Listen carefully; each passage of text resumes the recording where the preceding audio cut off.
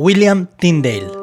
Tyndale dedicó su vida a la traducción de la Biblia a la lengua vernácula inglesa, por lo que laicos de Inglaterra podían leerla por sí mismos. Esto no era expresamente contra de las reglas, pero Tyndale no podía encontrar a nadie en la Iglesia Católica que le ayudase con alojamiento y comida. Todo el mundo se sentía incómodo con que la Biblia fuese fácilmente accesible a los plebeyos, porque ¿cómo podría la Iglesia a continuación mantener el poder? Sin desanimarse, Tyndale tuvo que esconderse en Bélgica y Alemania. Mientras evadía su captura, tradujo el Nuevo Testamento, terminándolo en 1525. Fue impreso en masa y distribuido de contrabando en toda Europa, especialmente en Inglaterra, donde los católicos a cargo quemaron varias de ellas en público. Tyndale escribió también valientemente contra el divorcio de Enrique VIII, diciendo que estaba en sentido contrario a las Escrituras. Y esto enfureció al rey. Tyndale terminó de traducir el Antiguo Testamento en 1530. Él fue finalmente capturado después de contar con un poco de ayuda de un traicionero amigo llamado Henry Phillips. Fue acusado de herejía por ninguna otra razón que la traducción de la Biblia al inglés. Fue estrangulado y luego quemado en la hoguera, el 6 de octubre de 1536, en Vilvoorde, en las afueras de Bruselas. La Iglesia Católica nunca ha pedido disculpas. Todas las Biblias posteriores en inglés, incluyendo la de King James, se han basado extensivamente en la Biblia de Tyndale. Inquisiciones. Debido a que abarcó toda la segunda mitad de la Edad Media, llegando su duración hasta el 1800, la Inquisición se merece su propio artículo.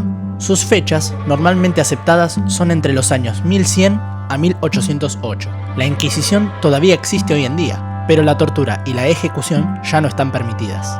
La propia palabra denota simplemente una investigación sobre la posible herejía. Para esos 7 siglos, más o menos, todo el que despertase la ira o la sospecha de la Iglesia Católica Romana estaba en peligro muy real de la llegada de los inquisidores, cuyo trabajo consistía en arrancar de raíz y purgar al mundo cristiano civilizado de la herejía y delitos en contra de Dios. La tortura no fue defendida solo como un medio para obtener una confesión, sino que la Iglesia la promovía. Fuera de los casos específicos mencionados en otros artículos, no hay que olvidar que la Iglesia Católica rutinariamente arrestó y torturó judíos, musulmanes, valdenses, los husitas y muchos de otras religiones y sectas religiosas. A estas personas se les dio aviso previo de desalojar el área dada, un pogrom. Después de que alguien fuese encontrado en la zona, era detenido y se le daba un ultimátum: convertirse al cristianismo o ser ejecutado. Cualquier persona que tontamente se negase era torturada hasta que él o ella se convirtiese, y la Inquisición no permite ninguna exención para cualquier persona, hombres, mujeres, niños, ancianos o personas con capacidades diferentes. Estas torturas fueron increíblemente espeluznantes, incluyendo el hierro candente, la cremallera, colgado de los dedos o pulgares, aplastamiento de dedos, rotura de huesos, simplemente golpes, pies asados y el cegamiento con atizadores al rojo vivo. Después de semejante tortura, el condenado era casi siempre estrangulado y luego quemado en la hoguera. Durante 7 siglos, la Iglesia Católica fue muy poderosa con terribles monarcas, y la Inquisición llevó a cabo los métodos de tortura más brutales e imaginables. Es interesante que la oficina de la Inquisición todavía existe hoy en día bajo el nombre de Congregación para la Doctrina de la Fe. La Casa Medieval de Brujas. Este punto queda para el final por su trascendencia, por varias razones. Las llamadas brujas fueron cazadas y masacradas durante siglos en toda Europa. El número de víctimas varía drásticamente porque los registros no se llevaban bien, pero el promedio total es entre 40.000 y 100.000 muertos, solo entre el 1480 y 1750. La caza había sido perpetrada durante siglos antes, y se llevaron a cabo por una o ambas de estas dos razones: el miedo e interés personales. Si una persona irritaba a alguien en especial, este último podía acusarlo de brujería, y la Iglesia Católica lo perseguía como un sabueso. O una nación o un gobierno local de pronto podría entrar en miedo de la influencia del anticristo y cuidarse del asunto con la bendición de la Iglesia. Se estableció la doctrina de que las brujas no eran brujas por su propia voluntad, sino por Satanás, y se quemaban en la hoguera para purificarles a través del dolor para que pudieran entrar en el cielo. La iglesia lo creía en realidad y llevó a la población a creer que se le estaba haciendo un favor a las brujas al torturarlas y quemarlas hasta la muerte. Los métodos por los cuales descubrían una bruja eran ridículos, a decir lo obvio. Un lunar o marca de nacimiento se consideraba prueba de la trata con el diablo.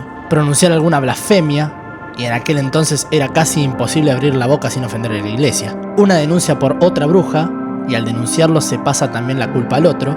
De esta manera el acusado podía salvarse a sí mismo. El tener miedo durante el interrogatorio, y el más famoso de todos, cualquiera que pudiera nadar con facilidad y seguridad era una bruja, ya que solo el diablo podía enseñarle a alguien a conquistar el agua. Las torturas no fueron siempre supervisadas por la misma iglesia, y por lo tanto, la regla de no derramar sangre fue ignorada en estos casos, así que la tortura se convirtió en algo mucho peor. Flagelación, desollados vivos, castración por tenazas al rojo vivo, destripados, ahogados y descuartizados, trituración de cabeza, extracción de dientes, extracción de uñas. La muerte, si no ocurría por la tortura, siempre terminaba en la hoguera. Otro error muy grave fue que la iglesia persiguió y mató a personas ante la más mínima sospecha de herejía, y al hacerlo también se ordenó que los familiares de la bruja fuesen también perseguidos, asesinados y quemados. Estos familiares eran mascotas que se creía que las brujas mantenían: ranas, búhos o ratas, y especialmente gatos. Desde el año 1100 hasta finales de los años 1300, la mayoría de los gatos fueron sacrificados en toda Europa. Cuando las pulgas que llevaban la peste bubónica cabalgaban a lomos de las ratas de la zona del Mar Negro y Asia Occidental hasta Italia y en Europa Occidental, no había gatos para evitar la propagación de las ratas. La muerte negra, en el año 1340 a 1355, se extendió tanto, en gran parte, debido a que las ratas se multiplicaron fuera de control. La plaga se redujo finalmente porque el pueblo estaba demasiado ocupado muriendo para matar a los gatos, y los gatos repoblaron Europa y disminuyó el número de ratas. Cabe señalar que la caza de brujas no era exclusiva de la Iglesia Católica. También naciones protestantes en Europa participaron de este cruel abuso. Por desgracia, nadie es inmune a la culpa. Por último, me gustaría terminar este especial dejándoles una opinión personal como activista. La Iglesia Católica, como estructura, ha sido nefasta, sin ninguna duda. Pero personalmente me parece que esta es la prueba viva de la arrogancia y del fracaso rotundo que implica el imponer a las personas un pensamiento y, peor aún, un modo de vida. Todas las personas somos diferentes y hay que aprender a vivir en armonía sin distinción de ninguna clase, sea esta una clase biológica o de pensamiento. Espero que hayas disfrutado de este especial de los momentos bochornosos de la Iglesia Católica.